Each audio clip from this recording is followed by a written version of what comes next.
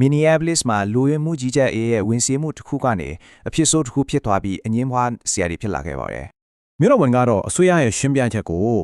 အတိအပယ်မရှိဘူးဆိုပြီးစကားတစ်ခွန်းနဲ့ပြက်ပြက်သားသားတုံ့ပြန်ခဲ့တယ်။ ဒီဖြစ်စဉ်မှာတသက်38နှစ်အရွယ် American နိုင်ငံသူ Renee Nicole Good တည်ဆုံသွားခဲ့ပါတယ်။ သူမရဲ့တေဆုံးမှုနဲ့ပတ်သက်ပြီးထုတ်ဆိုချက်တွေကလုံးဝကိုတခြားစီဖြစ်နေပါတယ်။ကဲ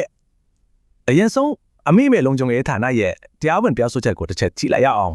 သူတို့ကဒီဖြစ်စဉ်ကိုပြည်တွဲအကြမ်းဖက်မှုလို့သုံးနှုန်းခဲ့တယ်။ဒါကတော်တော်ပြင်းထန်တဲ့ဆက်ချက်တစ်ခုပါ။သူတို့ရဲ့အဆိုအရ Renee Good ကကားနဲ့ဝင်တိုက်ဖို့ကြိုးစားလို့ကိုကာကွယ်ရင်ဖြစ်ခဲ့ရတယ်လို့ဆိုပါတယ်။ဒါပေမဲ့အခင်းဖြစ်ပွားရာကဗီဒီယိုကိုခွဲခြမ်းစိတ်ဖြာခဲ့တဲ့ကျွမ်းကျင်သူတွေကတော့ဒီလိုမမြင်ပါဘူး။တရားဝင်ထုတ်ပြန်ချက်နဲ့ကျွမ်းကျင်သူတွေရဲ့သုံးသက်ချက်ဘယ်လောက်ကွာနေလဲဆိုတာရှင်းရှင်းလင်းလင်းမြင်နိုင်ပါတယ်။ကျွမ်းကျင်သူတွေကအစိုးရရဲ့ပြောဆိုချက်ကိုဘယ်လိုချေပခဲ့လဲဆိုတာအစင်းလက်ကြည့်ကြရအောင်။ဗီဒီယိုအရကားပြီးတွေကအေဂျင့်တွေဘက်ကိုမဟုတ်ပဲ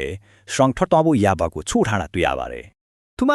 ကားမောင်းထွက်ဖို့ကြိုးစားနေတော့မှပဲအေဂျင့်တယောက်ကအနီးကပ်ဖိတ်ခတ်ထဲတာပါ။ဒါကြောင့်ပဲကျွမ်းကျင်သူတွေကဒီဖိခတ်မှုကိုလွန်ကဲတဲ့အင်အားသုံးဆွဲမှုလို့သတ်မှတ်ခဲ့တာဖြစ်ပါတယ်။ဒါပေမဲ့ဒီဝစီမှုရဲ့နောက်ဆက်တွဲကဒီအချစ်ဆိုးတစ်ခုတည်းနဲ့ရမသွားခဲ့ပါဘူး။ဒီဖြစ်စဉ်အတွင်းမှာပဲ